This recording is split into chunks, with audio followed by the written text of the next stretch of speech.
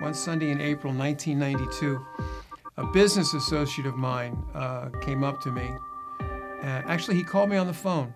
"Dennis?"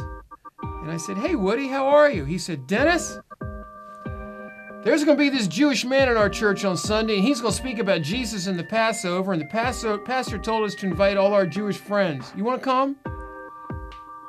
And for some reason, I said, "You know, Woody, I think I do." My goal was to prove him wrong. Do you understand that? I was raised in the Washington, D.C. area. I'm an only child, which will explain some of my arrogance when I was younger. Friday night synagogue, Saturday morning synagogue. Our life pretty much revolved around the synagogue. In the last week of August every year, we went away to camp out in the woods, usually down in North Carolina. Friday afternoon at 1 o'clock, everything stopped.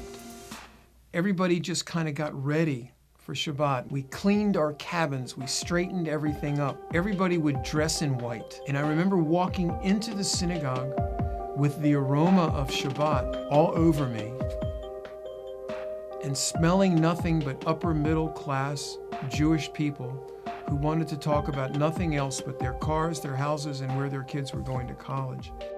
And it made me so sad. It was a religious upper middle class country club that did all the right things at the right time with the right liturgy. And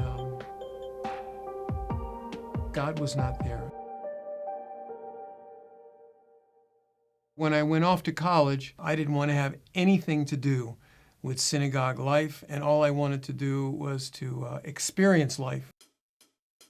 From bongs, beer, and black lights to yoga, transcendental meditation, majoring in philosophy in university. Why are we here? What are we doing? I remember the song, I forget who it was by, but it was called "What's It All About, Alfie?" It was by Dionne Warwick. That's who it was from. That was kind of my theme song. It seemed like each venture got shorter and shorter and shorter because it took less and less time to figure out this wasn't an answer either. But there was no real answer to life. I'm just going to go out and make a lot of money and have a nice family. I gave up my search, if you will.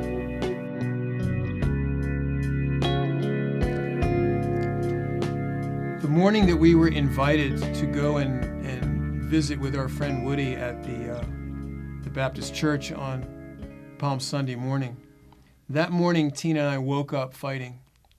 And it was nasty. I don't know if any of you have ever had nasty fights with your wife. If you're not, haven't, then you're not married. I remember sitting in the car in front of our house and debating whether I should turn it on. Now, I knew I had given my commitment for Woody to go. We got to the church building, we're sitting in the church parking lot, and we're fighting in the car in the parking lot. And all of a sudden I see Woody out of the corner of my eye, and he's in the church entrance, and he's going like this, you know?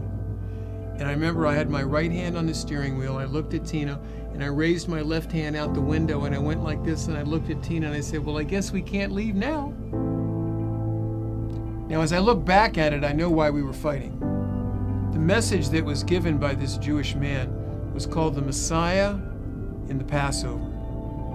I had celebrated Passovers all of my life from as early as I can remember. And as a matter of fact, I led many Passover Seders. And here this man's telling me something about my Passover that I didn't know. And he made me very, very uncomfortable.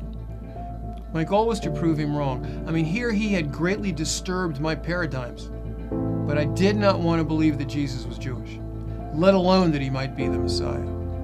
And so I'm very good at argumentation, I'm very good at debate, and I decided I'm going to ask him questions. And he said, "You can ask me anything you want." Well, I remember we met for about 7 or 8 weeks. I asked him about virgin birth. I asked him about the necessity of blood in the Hebrew Scriptures. I asked him where the Hebrew Scriptures talk about sin, and he would open up the Scriptures and he would turn it around. He'd say, "Here, read this." And I remember the last time that we met on Wednesday afternoons, I said, "If the Messiah's been here, how come this world is so crazy? How come this world's so messed up? How come we don't live in a Messianic age? What kind of Messiah do you serve if he's come already and the world is still like this?"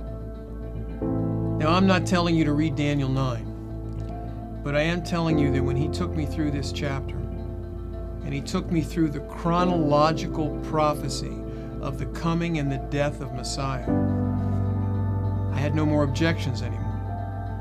God got me so interested and so upset with the possibility that Jesus might be the Messiah.